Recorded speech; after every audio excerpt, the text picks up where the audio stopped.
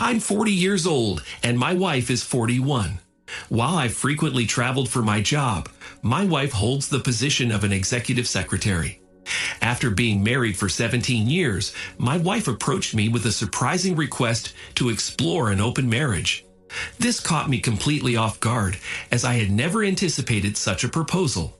Fortunately, we don't have kids, so I don't have to explain to them what an open marriage is and what it's for. My wife has had some issues that have led to her not being able to have children. Throughout our relationship, I have remained faithful and committed to her, believing it to be mutual. However, she seems to feel limited in our marriage. Although she has feelings for me from what she says, she wants something more. Right now, I am experiencing a mixture of emotions: anger, hurt, and that I have been betrayed. While I don't like the idea of an open marriage, I also don't want to lose my wife.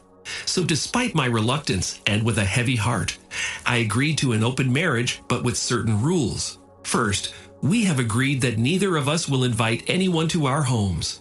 Second, we have access to each other's phones, which promotes transparency and no secrets. Third, if either of us decide to become intimate with other partners, it is mandatory that we use protective equipment. We have also decided to look at each other's profiles. After finalizing the ground rules, my wife turned to me and said she felt relieved, as if a weight had been lifted off of her. At the same time, I feel the opposite. I feel like I have the weight of the world on my shoulders. I don't know what to do in this situation, or if it's even within my power.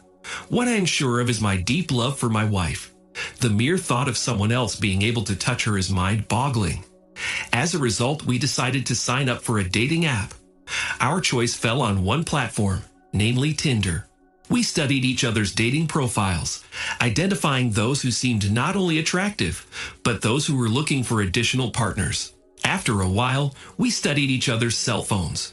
It turned out that I didn't find a single match in my profile, while my wife's was quite different. She had accumulated over 100 matches, but almost half of them consisted of single men. However, she realized that chatting with single men did not fit within the limits we had set, so she eliminated those matches. This pattern continued for about a week until we met another couple who were also considering opening their marriage. My wife was attracted to this woman's husband. He was of impressive height and was in great physical shape. His wife was also good-looking. She had a prominent bust and was a little overweight, but she was quite attractive despite being a little overweight. It was amazing to learn that people all over the world are in open marriages. A few days later, my wife received a message from the couple. They expressed interest in meeting, and as a result, we agreed to meet at a nearby cafe. The first time we met, there was an attraction between us that immediately made us all feel comfortable. We exchanged contact information and a week later went out for dinner together. We then visited their home for some fun. This is where the story takes an intriguing turn. The guy's wife and I hit it off, and we kissed. With a smile on their faces, my wife and boyfriend retired to a private room. A few hours later, we reconvened in their living room, laughing and discussing the encounter that had taken place. It turned out that for all of us, this experience was a first.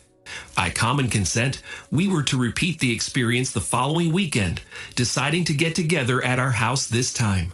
While I'm still trying to figure out if I'm comfortable with this decision, my wife's happiness is paramount to me.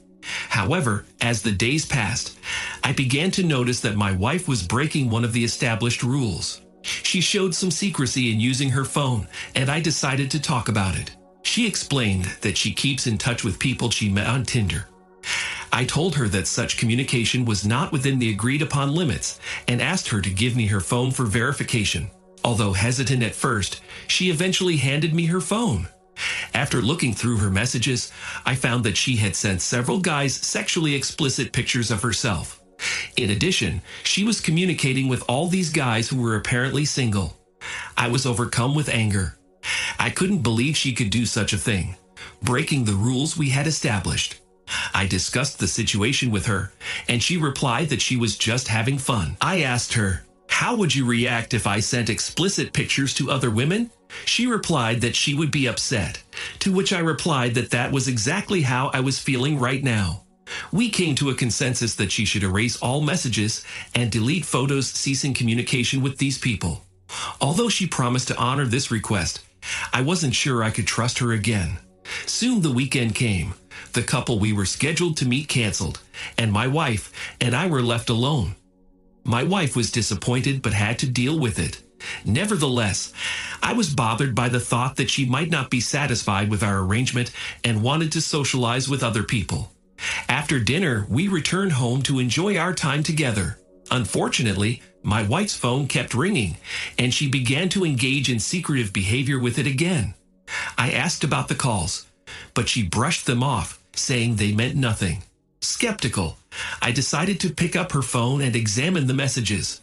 To my horror, I discovered that she had started sending explicit pictures and messages again. Frustrated, I told her that if she continued to violate our arrangement, we would have to reconsider the free marriage. Upset, she relented and promised to stop. I wasn't sure I could trust what she was saying. The next day when I came home from work, my wife wasn't home. When she came in, I inquired about the day and asked to see her phone. After looking through it, I found no indication of any secret conversations. Another week passed, and I noticed that my wife was pulling away from me. The couple we had been chatting with, who were also in an open marriage, we hadn't seen each other. After that weekend, I noticed her secretive behavior with her phone again. This was the third incident that made me say, "I want to end my open marriage." She replied that she disagreed, stating that she didn't want to end our open marriage. She found pleasure in being involved with another man and would like to continue to do so. According to her, it added a spark to our relationship. I then came to the conclusion that my decision was final. Realizing that she didn't care about my feelings, I agreed and left it at that, fully aware that my marriage had come to an end. Initially, I was not comfortable with the idea of an open marriage. The next day, while my wife was at work, I contacted a moving company to arrange for transportation of my belongings. I informed them of my urgent need to leave the house. Typically, my wife would get home around 6:00 p.m., and I expected her to arrive by 7:00 p.m. I managed to pack my belongings and leave the house a little before 7:00. I moved into a house my father had given me that was fully furnished. I only needed to buy a TV, and by about 8 p.m. it was all done. Meanwhile, my wife kept calling me. She got worried when she realized I wasn't home. I calmly explained to her that I did not support the idea of an open marriage and that I thought it was better for us to go our separate ways. Despite her pleas and requests to come home, I was determined that our relationship was over. I moved out and had no intention of coming back. A few days passed, and she came to me to talk to me. She kept begging me to give her another opportunity. However, I explained to her that I would not go back to her because of her obvious disregard for my feelings and lack of empathy. After I decided against open marriage, it became obvious that she was primarily interested in her own preferences. That's when she brought up marriage counseling. She explained that she hoped we could save our marriage by settling all the contradictions. I, however, refused. I told her that I didn't think it made sense to go to marriage counseling. I saw no point in spending money on marriage counseling and decided to go to a divorce lawyer. When I informed her of my decision, she left the house in tears, apologizing and begging me to change my mind. In response, I told her that I would think about it. A few weeks later, I spoke to a lawyer and expressed my desire for a divorce. He asked me why, and I told him the whole story. He said that given that we had no children, the process shouldn't be too difficult. I inquired about alimony payments and told him I didn't want the house. I had 3 other houses that I was willing to offer her. My attorney could not give a definite answer about alimony. He said it was up to the judge to make the final decision. Given that my wife works and has a good income, he suggested that the alimony amount might not be very much. He inquired about my confidence regarding the house, and I assured him of my decision. I'd owned 3 other homes that were owned outright with no encumbrances. These homes were deeded to me by my father almost 17 years ago, even before I'd married my wife. After that, a few weeks later, my wife was officially served with divorce papers. She accused me of being unreasonable, to which I reminded her that she was the one who originally proposed an open marriage. The divorce hearing was finalized quickly. I ended up conceding the house to her, and to my amazement, the judge ruled that I would be required to pay alimony of $500 per month for 6 years. She tried to get a larger amount, but the judge decided that the difference in income was not grounds for it, especially considering her substantial earnings. After the hearing, I gained my freedom. Despite my ex-wife's attempt to apologize, I paid no attention to her gesture. About 4 weeks after the hearing, I received a phone call from the wife of another couple practicing open marriage. She informed me that my ex-wife was dating her husband. I replied, "We finalized our divorce about a month ago," and she was surprised. Then she said something unexpected to me. She offered to come over to my place to have some fun together. I understood the implication, but politely declined, explaining that I wasn't ready to rush things. 3 weeks later, that guy's wife contacted me again and asked if she could come visit. I agreed, and when she arrived at my place, it was obvious that she was upset. I asked what was wrong, and she admitted that her husband and my ex-wife were becoming increasingly close, and she didn't know what to do. I asked who initiated the idea of open marriage, her or her husband. She replied that they were both in agreement with it from the beginning. I noticed that her husband seemed to be more inclined to the idea of open marriage. She cried again, and I comforted her. I reassured her by saying, "It'll work out." We talked for a while longer, after which she left.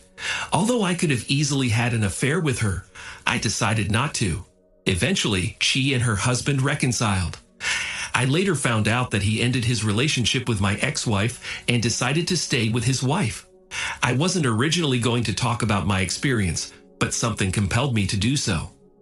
I didn't realize before that open marriages and relationships were so common. This one makes me puzzled. That such relationships are widespread and so popular is hard for me to understand. Thank you for listening to the story to the end. And if you like it, please support us with a like as well as subscribe to our channel. Write in the comments what you